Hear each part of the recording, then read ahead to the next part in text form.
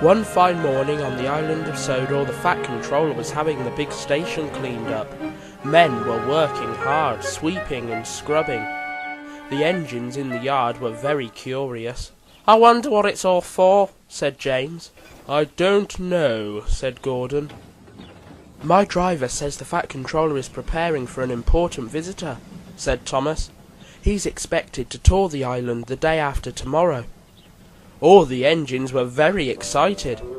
Each one wanted to be the engine chosen to take the important visitor around the island.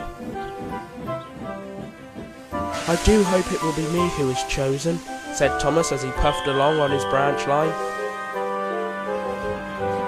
All the engines said the same thing. Their drivers were cleaning, painting and polishing them all, in the hope that they would be chosen. That night there was a commotion in the shed. "I am the smartest," said Henry. "The smartest? Huh!" shouted Daisy. "The Fat Controller won't want to take you out. He'll want to impress the visitor with a modern engine like me." "Rubbish," said Gordon. "I am the finest of the Fat Controller's engines. He's bound to choose me." The other engines wanted to sleep, but Daisy and Gordon wouldn't stop. The next morning both engines spoke to the Fat Controller. "Can I take the visitor, sir?" asked Daisy. "I'm afraid not," said the Fat Controller. "Please, sir, can it be me?" asked Gordon. "I'm sorry," said the Fat Controller, "but neither of you will take the visitor anywhere. He's touring the island by helicopter." The Fat Controller took him out one day in Harold the helicopter.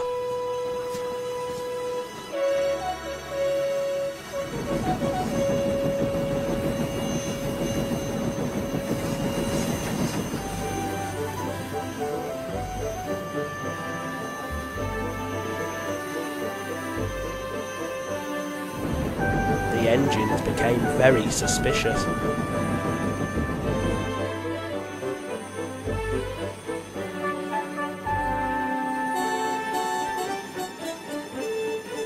"Imagine our very own Fat Controller taking a visitor around in a helicopter," exclaimed James. "I know," fumed Gordon. "Why, it's disgraceful." "It's an insult," snorted Daisy. "Important people should travel by rail."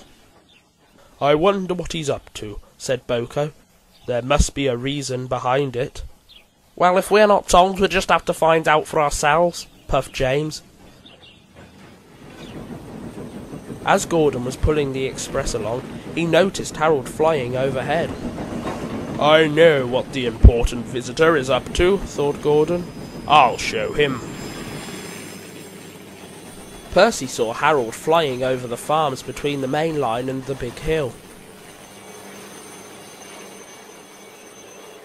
"I know what the important visitor is up to," thought Percy. "He's counting cows." "A mountain climber," announced James in the shed that evening. "That's what he is." "What rubbish," said Percy. "He's a speed inspector," interrupted Gordon. The clamour of shouting engines filled the shed. "This is no more than rumours and speculation," cried Boko, trying to calm them down. It wasn't until the Fat Controller came in that the engines finally became quiet. "What is all this racket about?" he asked. "Please, sir," said Percy, "but would you kindly tell us who your visitor might be?" "Oh, Mr. Walsh? He's come to plan the new tunnel." "A new tunnel?" said James. "I might have known." "All you knew, James," said Boko, "was rumours and speculation.